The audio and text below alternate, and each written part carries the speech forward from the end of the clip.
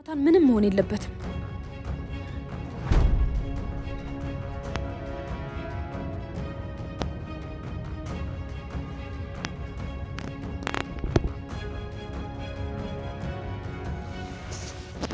ያፌትና ናታን እንዲሁም ኤፍራታ ተገናኙ ማለት ነው።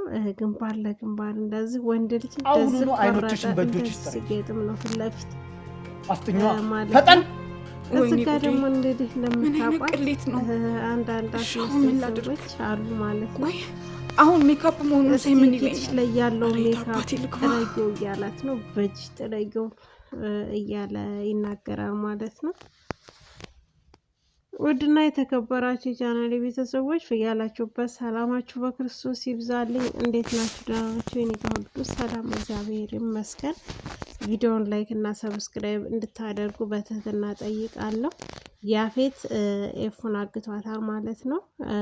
እንግዲህ ኤፍራታ እንዳለ ስለማታቅ በጣም ተደናግጣለች። በጣም እንደ ብደት ሁሉ ጀምሯት ነበረ መጀመሪያ ላይ ስታየው እኔ ተኝቻለሁ ወይ በህልሜ ነው ወይ እንደዚህ የመጣብኝ እስከምትል ድረስ ማለት ነው። እና በጣም እንደ ህልም ሆኖባት ነበረ ማለት ነው። መጀመሪያ ላይ ስትየው እንዴት ሞተሃል ነበር እንዴት ተነሳ ስትለው ማን ነው ሞተ ያለሽ?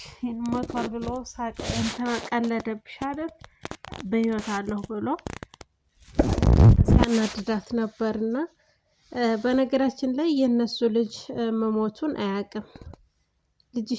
ልጄንም የገደልከው አንተ ነህ ስትለው ልጃችሁ ሞቷል እንዴ ብሎ በጣም ተናደደ ማለት ነው። እና ያፌት አሁን ላይ ለበቀል ያለ ርህራሄ ከቅድሙም መጀመሪያም ታውቁታላችሁ ጨካኝና አረመኔ ይሁዳን ነውና አሁን ግን ከዛም በልጦ በጣም አረመኔ ሆኖ ነው እየመጣ ያለውና እንግዲህ ናታንም አቤል አብሬህ ሊሄድ ሲለው ከቢኒያም ወዳ ሰው ማመን አልፈልግም ብሎ ታውቃላችሁ።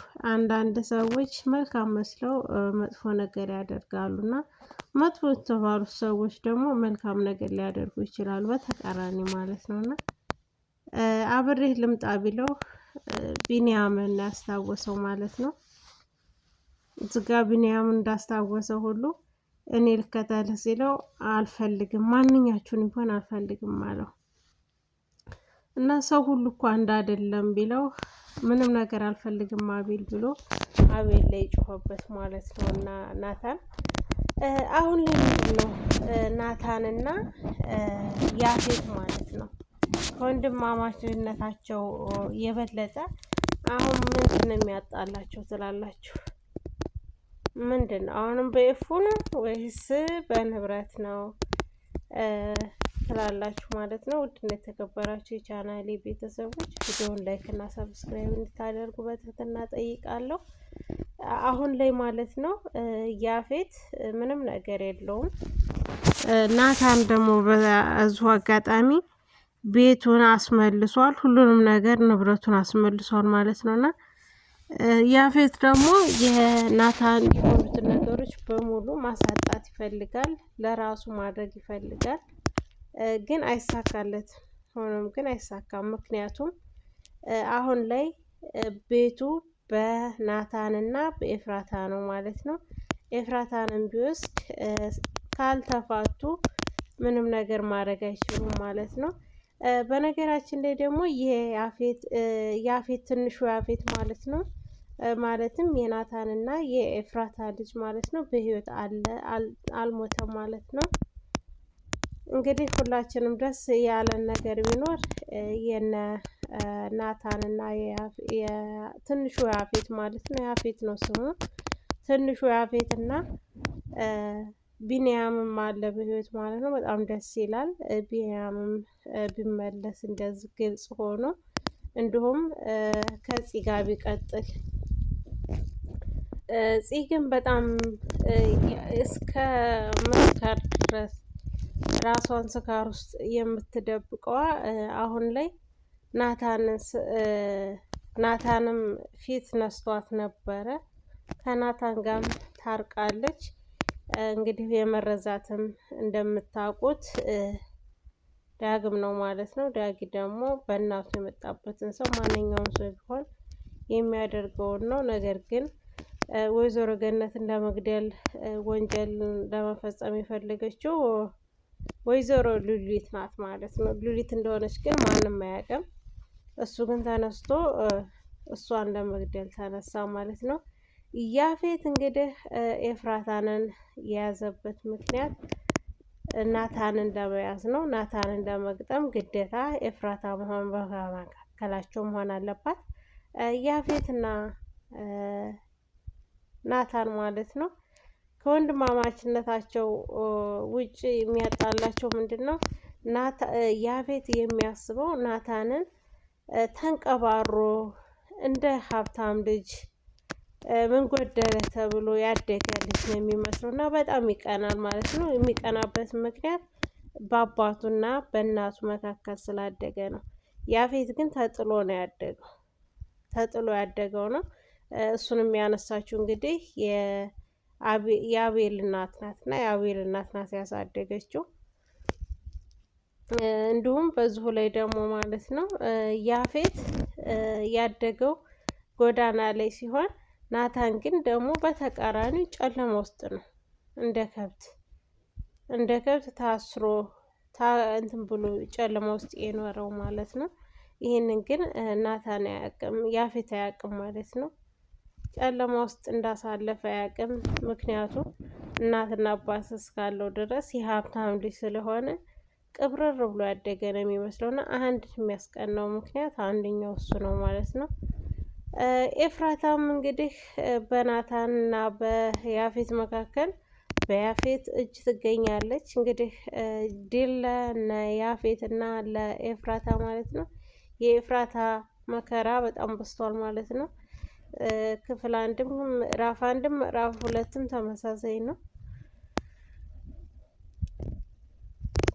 አሁን ላይ ድል ማድረግ አለባቸው። ምክንያቱም እነሱ አሸናፊ ሆነው ነው እኛ ማየት የምንፈልገው እንጂ ሁሌ ኤፍራታና ናታን ሲላቀሱ ማየት በጣም በጣም ሰልችቶናል ማለት ነው። ውድና የተከበራቸው የቻናሌ ቤተሰቦች ቪዲዮውን ላይክ እና ሰብስክራይብ እንድታደርጉ በትህትና ጠይቃለሁ። በያላችሁበት ሰላማችሁ ይብዛልኝ።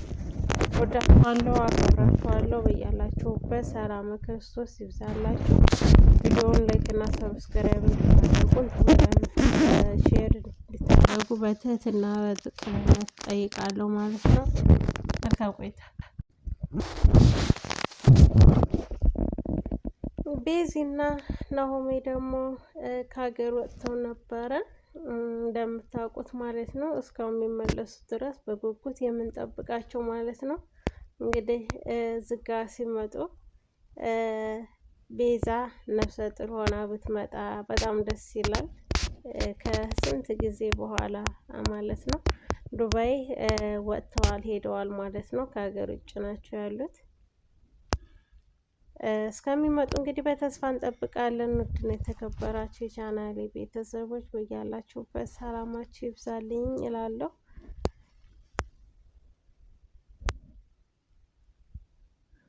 እውነቱ ለመናገር ይህ በስተ መጨረሻ እንትን በጣም ደስ ሲል ነበር። መጨረሻ የምናየው የቻናላችን እንትን ማለት ነው። ከሊፍ ማድረግ ስላልቻልኩ ነው ማለት ነው። እንዲሁም ታብሌት እና ቪዲዮ ኤዲት ማድረግ የምትፈልጉ ካላችሁ ቴሌግራም ግሩፕ አለ። እዛ ገብታችሁ ማስተካከል ትችላላችሁ፣ መማር ትችላላችሁ። በጣም በጣም በጣም ብዙ ነገሮችን ስለ ዩቲዩባችሁ ማወቅ የምትፈልጉ ካላችሁ እዛ ገብታችሁ መማር ትችላላችሁ፣ ቴሌግራም ላይ ማለት ነው። ውድና የተከበራችሁ የቻናሌ ቤተሰቦች በያላችሁበት ሰላማችሁ ይብዛልኝ። ወዳችኋለሁ፣ አከብራችኋለሁ። በያላችሁበት ሰላም ክርስቶስ ይብዛላችሁ። መልካም ቀን። አመሰግናለሁ። ቻው።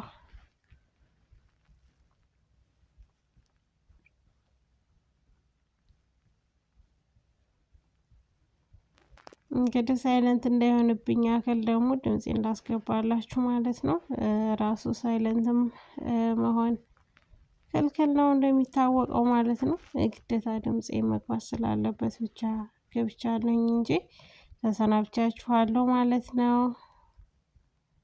ያው ግድ ነው ስለተባለ ነው እንጂ የማውራቱ እንኳን ተናግሬ ጨርሻለሁ። ወዳችኋለሁ፣ አከብራችኋለሁ።